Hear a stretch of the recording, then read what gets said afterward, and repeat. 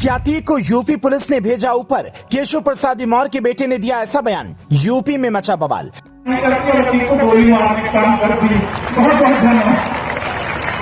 मंच पर बैठे थे योगी के मंत्री, डीएम साहब सुन रहे थे भाषण, तभी केशव प्रसाद मौर्य के बेटे योगेश ने कही बड़ी बात। डिप्टी सीएम के पिता दे रहे सफाई, इंजीनियर के बेटे ने बोल दी ऐसी बात, अखिलेश माया सबको मिल गया मौका। क्या माफिया अतीक अहमद को यूपी पुलिस ने निशाना बनाया? ये वो सवाल है जो 15 अप्रैल 2023 की रात से अब तक पूछे जा रहे हैं, लेकिन जवाब कोई खोलकर नहीं दे रहा था। सब यही कह रहे थे, 3 आरोपी आए और काम तमाम करके चले गए। पर अब केशव प्रसाद मौर्य के बेटे योगेश मौर्य ने कौशांबी में से लेकर डीएम साहब को बधाई दे डाली है। पहले उनका बयान सुनिए, फिर बताते हैं पिता केशव प्रसाद मौर्य ने इस पर क्या कहा और एक बयान ने कैसे अखिलेश माया सबको बड़ा मौका दे दिया।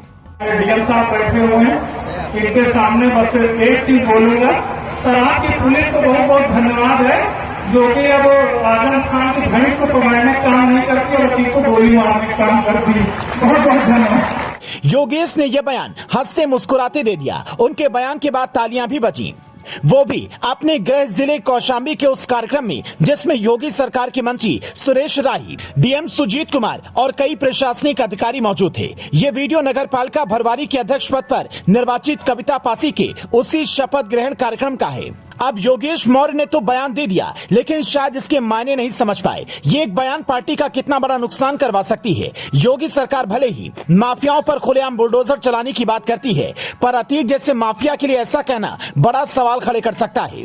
इस बयान से पहले स्थानीय स्तर पर ऐसी भी चर्चा थी कि अतीक को निशाना बनाने वाले तीनों आरोपी लवलेश, सनी और अरुण मौर्य पुलिस की गाड़ी से घटनास्थल तक पहुंचे थे। हालांकि ये अफवाह थी। ऐसे में केशव प्रसाद मौर्य के बेटे योगेश कोई नई अफवाह फैलाएंगे ऐसा नहीं कहा जा सकता। योगेश ने इंजीनियरिंग की पढ़ाई की है और बिजनेस के साथ साथ राजनीति में भी हाथ आजमा रहे हैं। कहते हैं कि योगी और अपने पिता केशव प्रसाद मौर्य की दूरियां योगेश ने ही मिटाई थी।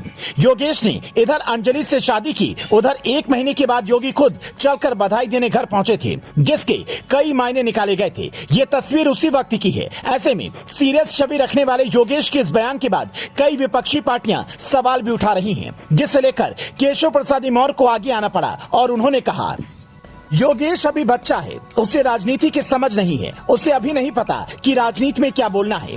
योगेश मौर्य ने भी फेसबुक पोस्ट कर अपनी इस गलती के लिए माफी मांगी है, पर सवाल यह है कि क्या यह माफी काफी है या बीजेपी के नए प्लान के मुताबिक अतीक वाला मसला चुनाव में भुनाया जाएगा और उसी के तहत योगेश ने यह बयान दिया, क्योंकि योगेश को यह लगता है कि अब पुलिस की छवि बदली है और वो आजम खान की भैंस नहीं ढूंढती, बल्कि अतीक जैसे माफियाओं का काम तमाम करती है और जनता भी इसे पसंद कर रही है। इसीलिए चुनाव में यह फैक्टर काम करेगा। लेकिन इसका दूसरा पक्ष यह भी है कि अब अखिलेश से लेकर मायावती तक और विपक्ष के कई बड़े नेता योगी की पुलिस को इस रूप में प्रचारित करेंगे कि वो सरकार के इशारे पर काम कर रही है।